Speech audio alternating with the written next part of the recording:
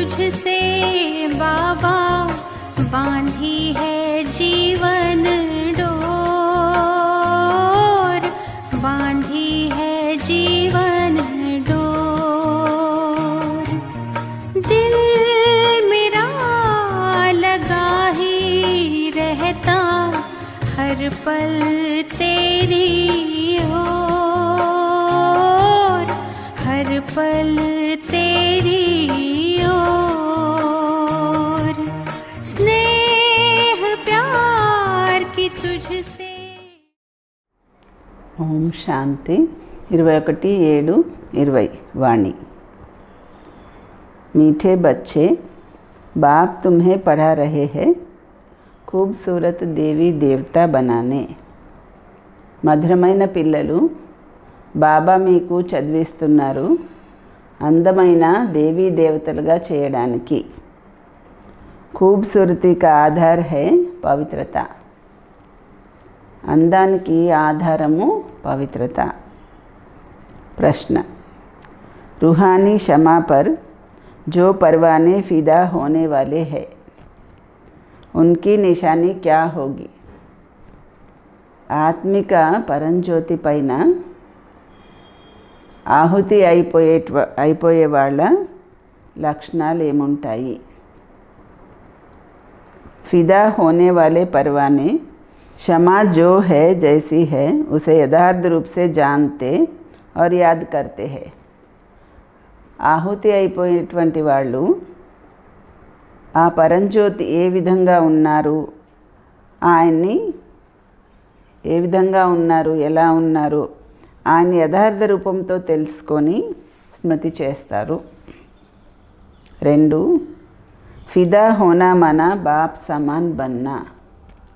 ఆహుతి అయిపోవడము అనగా బాబా సమానంగా అవ్వడం। 3, ఫిదా హోనా మన బాప్ సే భీ ఊంచ్ రాజాయి కా అధికారి బన్ జానా। ఆహుతి అయిపోవడం అనగా బాబా కంటే కూడా ఉన్నతంగా రాజ్యానికి అధికారిగా అవ్వడం। ఈరోజు బాబా పాట ఏం చెప్తున్నారంటే, మెహఫిల్ మే జల్ ఉఠీ షమా పర్వానే కే లియే। సమూహంలో జ్యోతి వెలుగుతుంది ఆహుతి అయిపోయే వాళ్ళ కోసము అని। ఓం శాంతి। मीठे मीठे रूहानी बच्चों ने यह गीत की लाइन सुनी।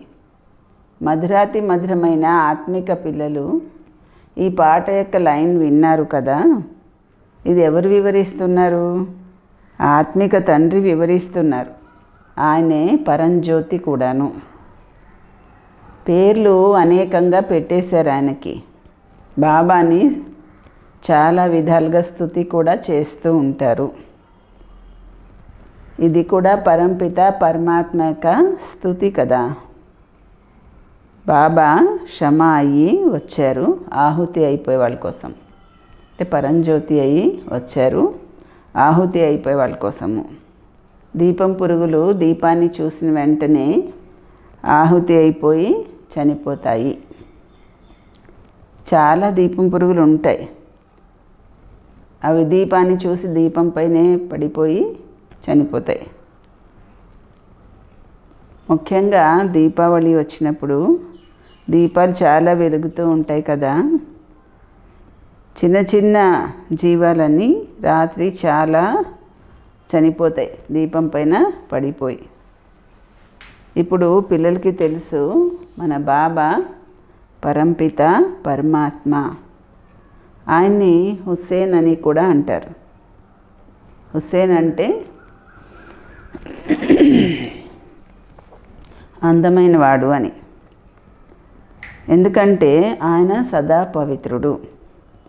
ఆత్మ పవిత్రంగా అయిపోయినప్పుడు దానికి శరీరం కూడా పవిత్రమైనది, సహజ సుందరమైనది దొరుకుతుంది। శాంతిధామంలో ఆత్మలు పవిత్రంగా ఉంటారు। వచ్చినప్పుడు పాత్ర చేస్తూ చేస్తూ సతో ప్రధానం నుండి సతో రజో తమో గుణంలోకి వస్తారు। అందంగా ఉన్నవాళ్ళు మళ్ళీ నల్లగా అపవిత్రంగా అయిపోతారు। ఆత్మ పవిత్రంగా ఉన్నప్పుడు గోల్డెన్ ఏజ్డ్ అని అంటారు. దానికి శరీరం కూడా గోల్డెన్ ఏజ్డ్ శరీరమే దొరుకుతుంది. ప్రపంచం కూడా పాతది కొత్తది అవుతుంది. పరంపిత పరమాత్మయే అందమైన వాడు.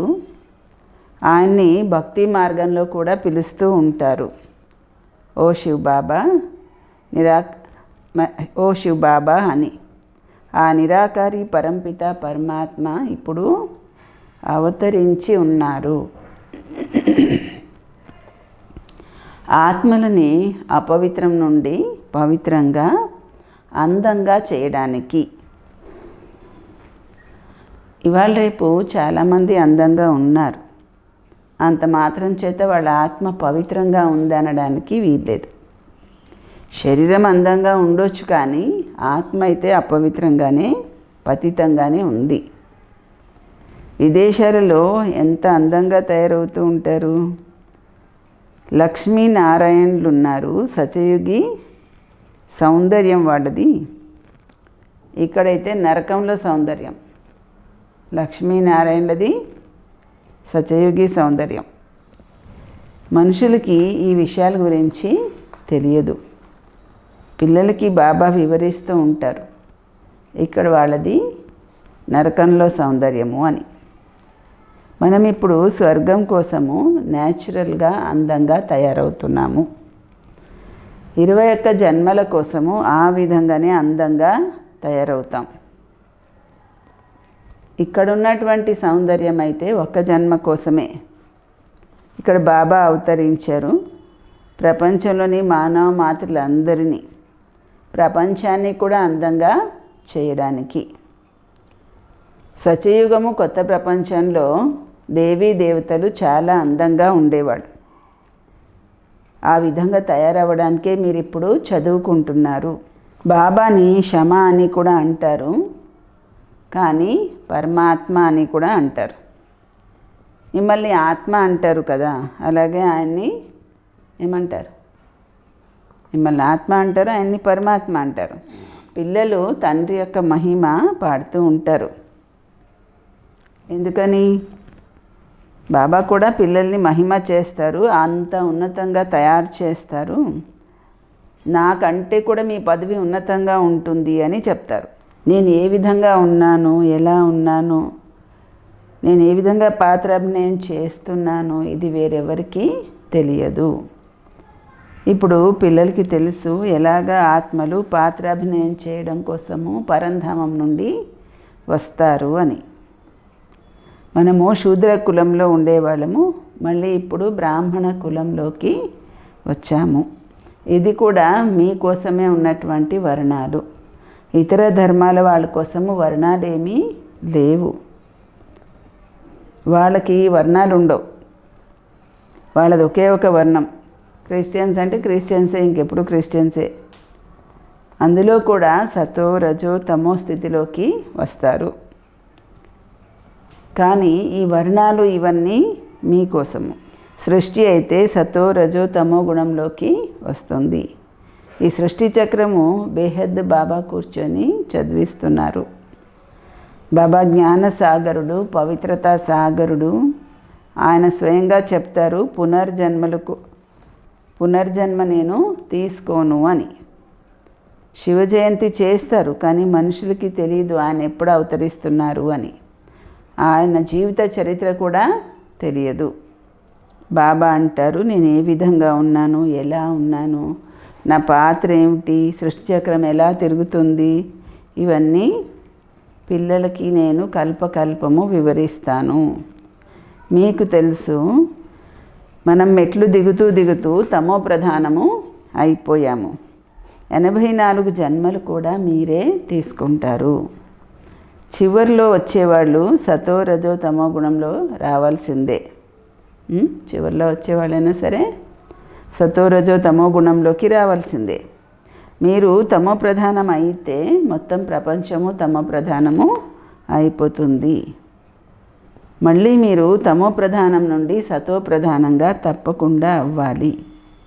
ఈ సృష్టి చక్రము తిరుగుతూ ఉంటుంది. ఇప్పుడు కలియుగము, దాని తర్వాత మళ్ళీ సత్యయుగం వస్తుంది. కలియుగం ఆయువు పూర్తయింది. బాబా అంటారు, నేను సాధారణ తనువులో కల్పపూర్వంలాగే ప్రవేశించాను, మళ్ళీ పిల్లలకి రాజయోగము నేర్పించడానికి. యోగం అయితే ఇవాళ రేపు చాలా రకాలుగా ఉన్నాయి. బ్యారిస్టర్ యోగము, ఇంజనీరింగ్ యోగము. బ్యారిస్టర్ చదవడం కోసం బ్యారిస్టర్తోనే బుద్ధి యోగము ఉంటుంది కదా.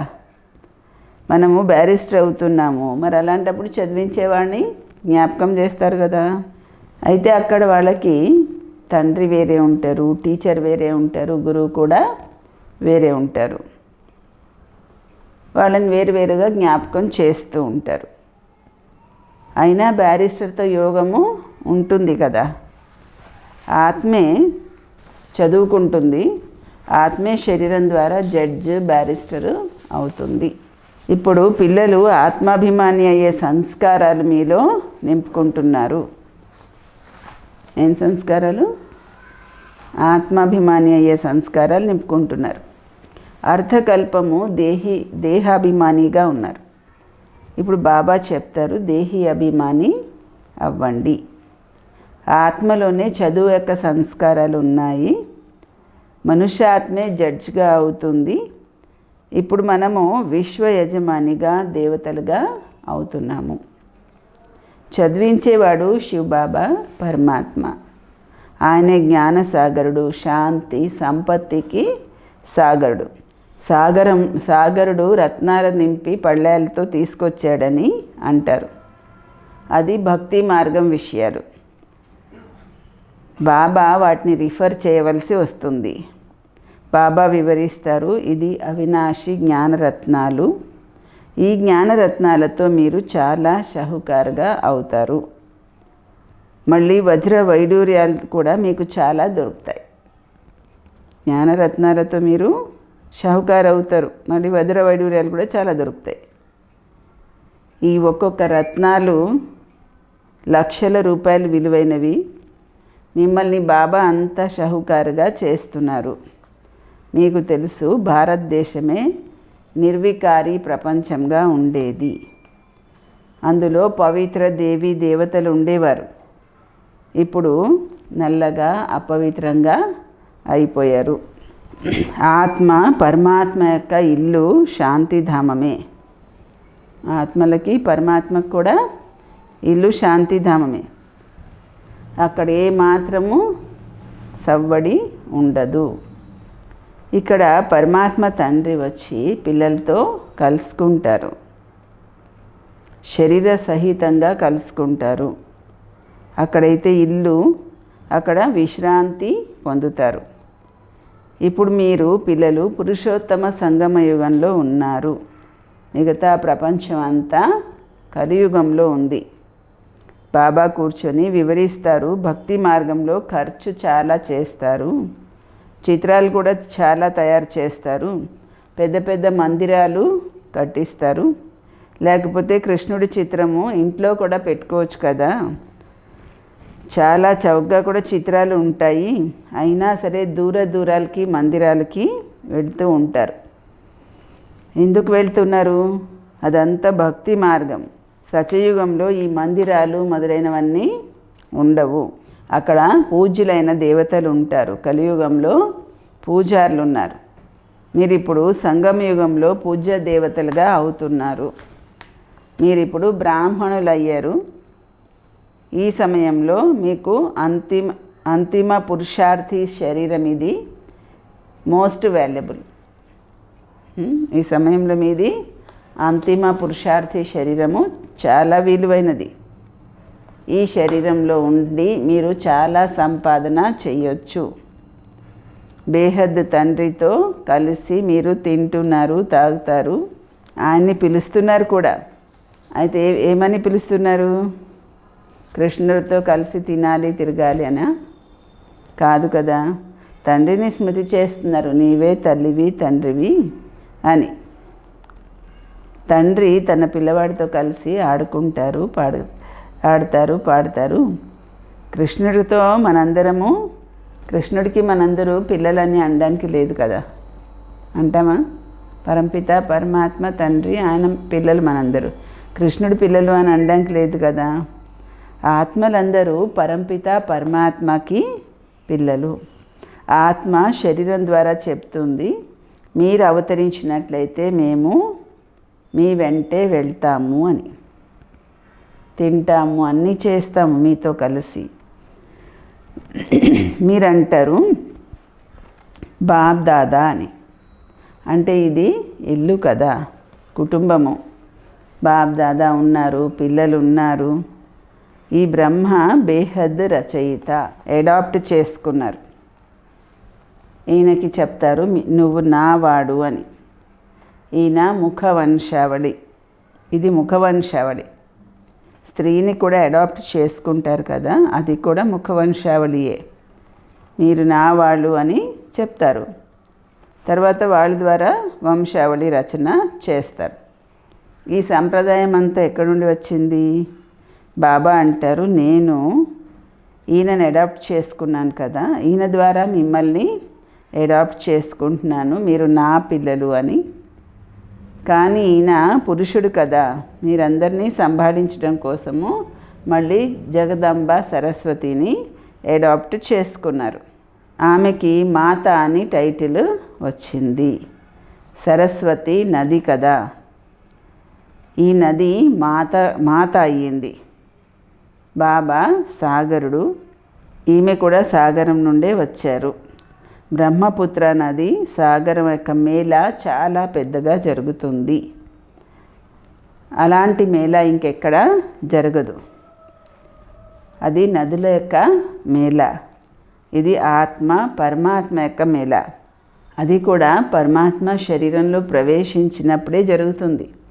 ఆత్మ పరమాత్మ యొక్క మేళ ఎలా జరుగుతుంది? ఆయన శరీరంలో ప్రవేశించినప్పుడే. బాబా అంటారు, నేను హుస్సేన్. హుస్సేన్ అంటే పవిత్రాత్మ. నేను ఈయనలో కల్పకల్పము ప్రవేశిస్తాను. ఇది డ్రామాలో నిర్ణయమై ఉంది. మీ బుద్ధిలో మొత్తం సృష్టి చక్ర జ్ఞానము ఉంది. దీని ఆయువు 5000 సంవత్సరాలు. ఈ బేహద్ ఫిలిం నుండి మళ్ళీ హద్ ఫిలింలు తయారవుతాయి. అంటే ఇది బేహద్ డ్రామా కదా, బేహద్ సినిమా. దీని నుండి హద్దులో ఫిలిము తయారవుతుంది.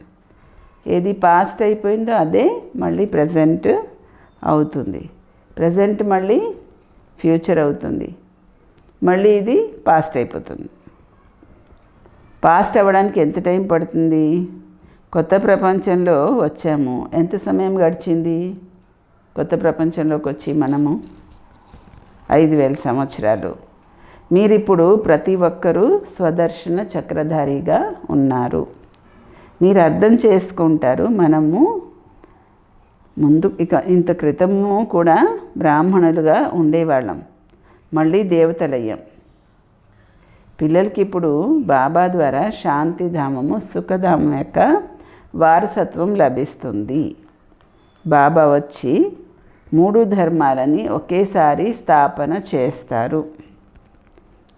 మిగతా అందరిది వినాశనము చేయిస్తారు.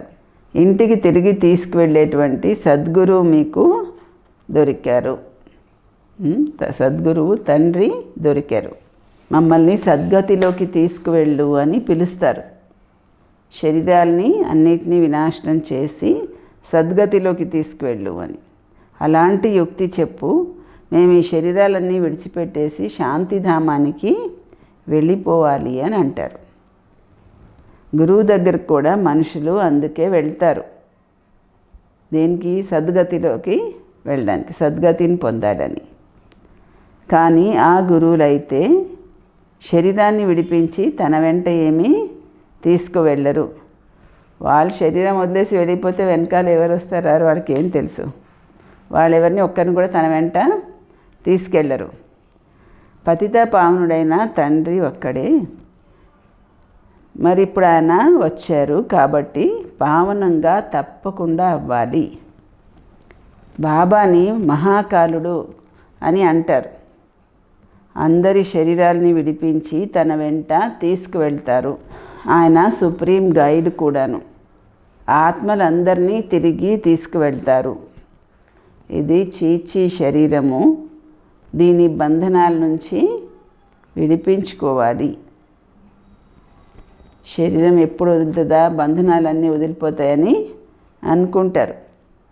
ఇప్పుడు మీరు అన్ని ఆసురీ బంధనాల నుండి విడిపించుకొని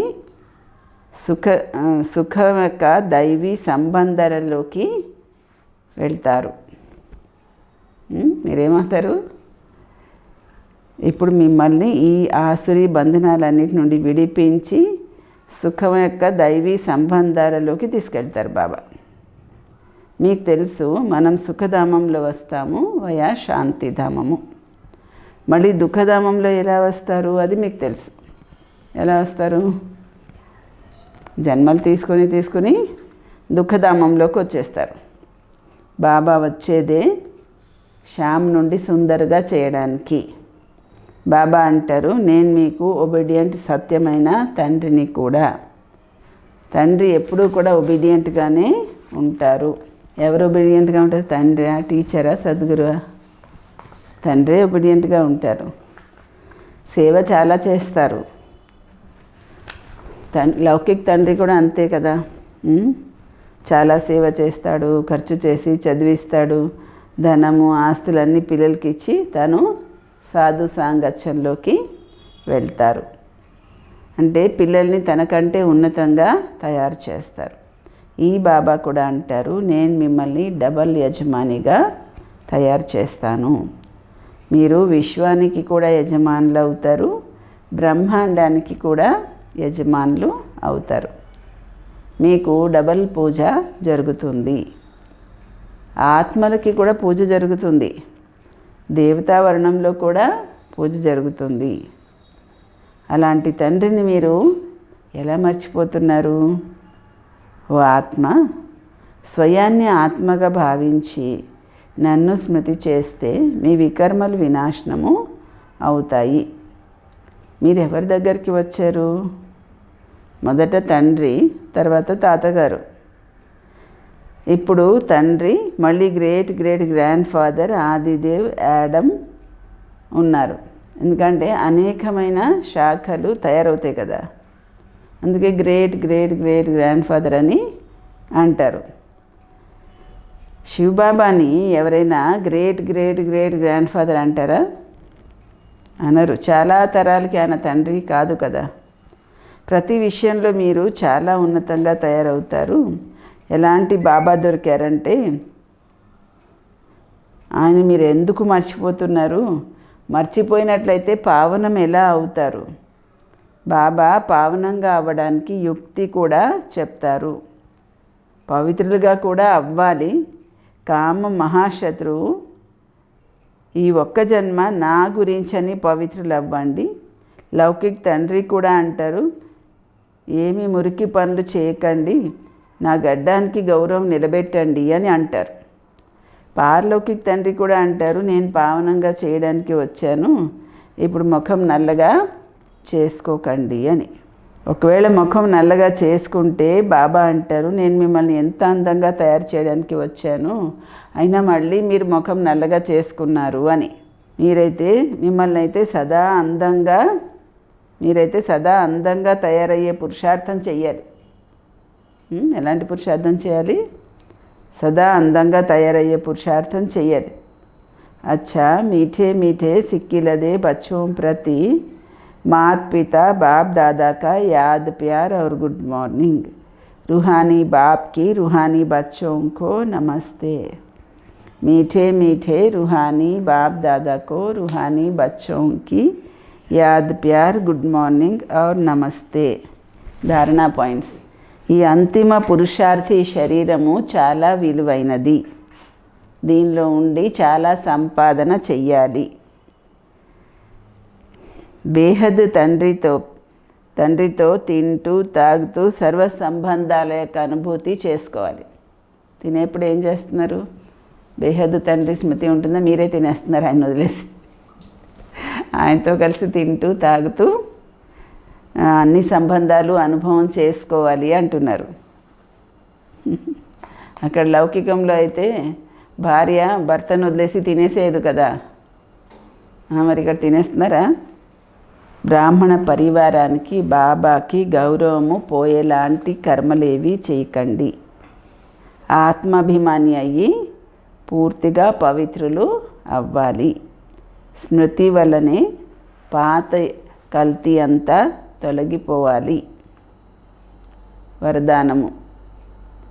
కలియుగి ప్రపంచంలో దుఃఖము, అశాంతి యొక్క దృశ్యాలు చూస్తూ కూడా సదా సాక్షి లేదా బేహద్ వైరాగి అవ్వండి.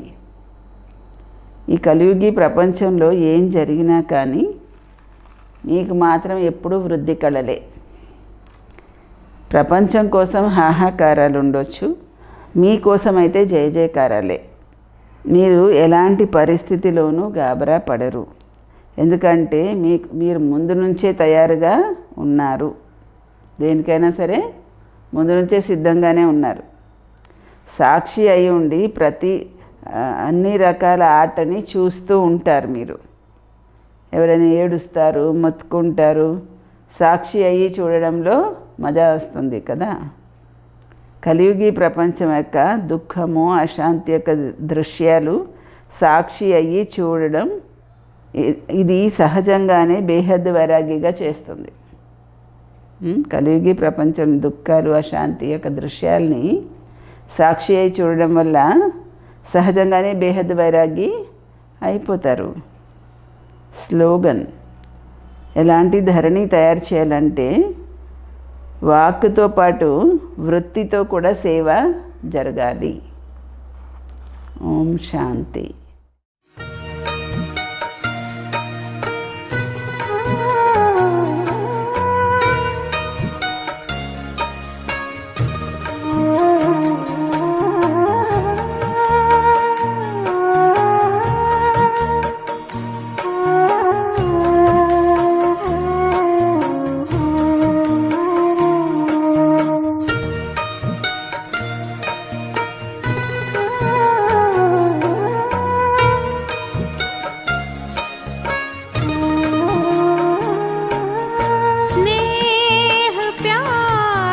तुझसे बाबा बांधी है जीवन डोर, बांधी है जीवन डोर। दिल मेरा लगा ही रहता हर पल तेरी ओर, हर पल तेरी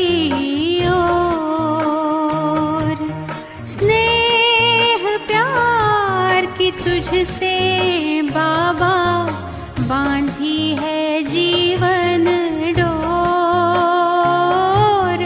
बांधी है जीवन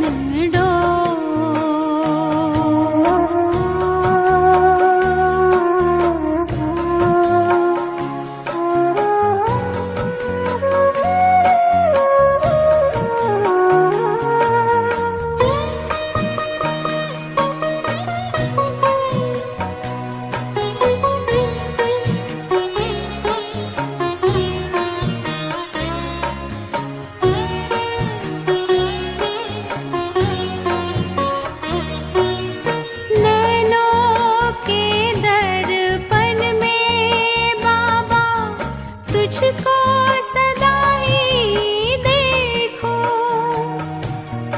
क्या से क्या बनाते हो, हर पल यही मैं सोचूं, हर पल यही मैं सोचूं। मन आंगन में अब तो बाबा, मन आंगन में अब तो बाबा, खुशियों के नाचे मोर, खुशियों के नाचे मोर। स्नेह प्यार की तुझसे बाबा बांधी है जीवन डोर, बांधी है जीवन डोर।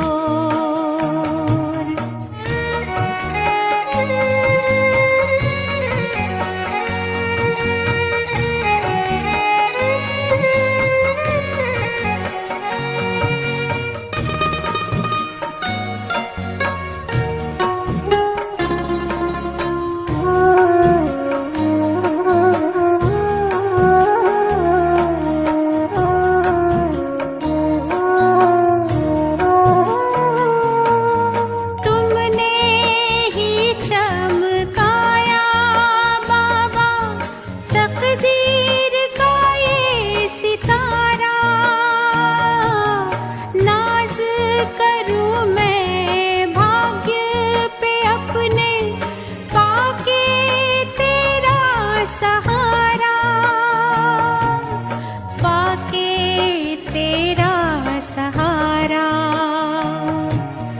तेरी निगाहों में हमने देखी, तेरी निगाहों में हमने देखी स्वर्णिम युग की भोर, स्वर्णिम युग की भोर।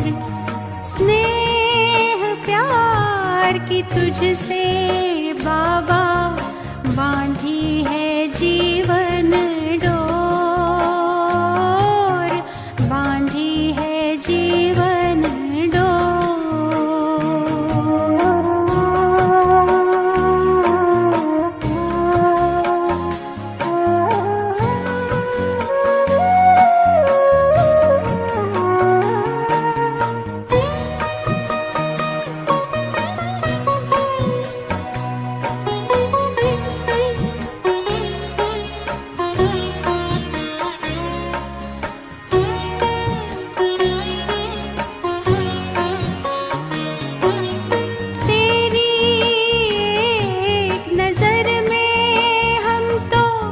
जन्मों का सुख पाए।